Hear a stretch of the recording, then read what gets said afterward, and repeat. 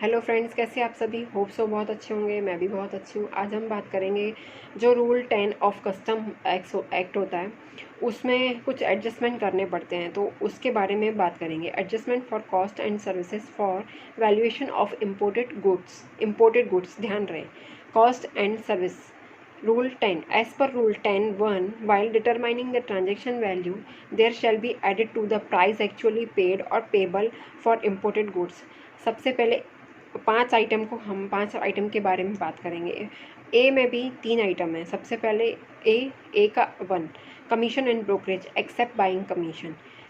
Second, the cost of containers which are treated as being one for customs purpose with the goods in question. Third, cost of packing whether for labor or material.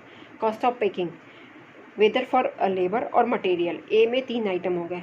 B में the value apportioned as appropriate of the following goods and services which are supplied directly or indirectly by the buyer free of charge or at reduced cost for use in connection with production and sale for export of imported goods to the extent that such value has not been included in the price actually paid or payable, namely first, materials, component parts and similar items incorporated in the imported goods. Second, tools, dies, molds and similar items used in the production of the imported goods. Third, materials consumed in the production of the imported goods.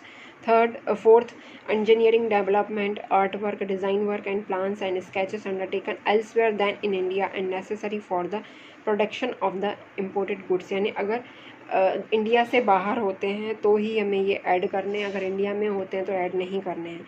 ए हो गया, B हो गया, सी। अब बात करते हैं royalties and the licence fees related to the imported goods that the buyer is required to pay directly और indirectly as a condition of the sale of the goods being valued to the extent the same is not included in the price actually paid or payable. Royalties payment for post importation process are includable. ए हो गया, B हो गया, सी हो गया। अब D की बात करते हैं हम। The value of any part of the proceeds of any subsequent resale, disposal और use of the imported goods that accrues directly और indirectly to the seller.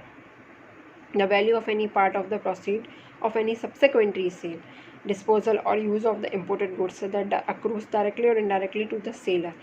E बात करता है all other payments actually made or to be made as a condition of sale of the imported goods by the buyer to the seller or by the buyer to a third person to satisfy an obligation of the seller to the extent that such payments are not included in the price actually paid और payable. यहाँ पे हमने 5 items की बात करेंगे जिनका हम adjustment करते हैं ट्रांजेक्शन वैल्यू में। जो ट्रांजेक्शन वैल्यू हमने क्या पढ़ा था, द प्राइस एक्चुअली पेड और पेबल फॉर इम्पोर्टेड गुड्स, इसमें हम ये 5 एडजस्टमेंट करते हैं, ठीक है। तभी हम वैल्यू कर पाते हैं गुड्स का। और नेक्स्ट कुछ और एडजस्टमेंट है जिसकी बात हम नेक्स्ट वीडियो में करेंगे, ठीक है। अभी अगर हमारा वीडियो पसंद आया तो प्लीज़ लाइक करना ना भूलें और हमारा चैनल भी सब्सक्राइब कर लें ताकि हमारे सारे वीडियो आप तक पहुँच सकें।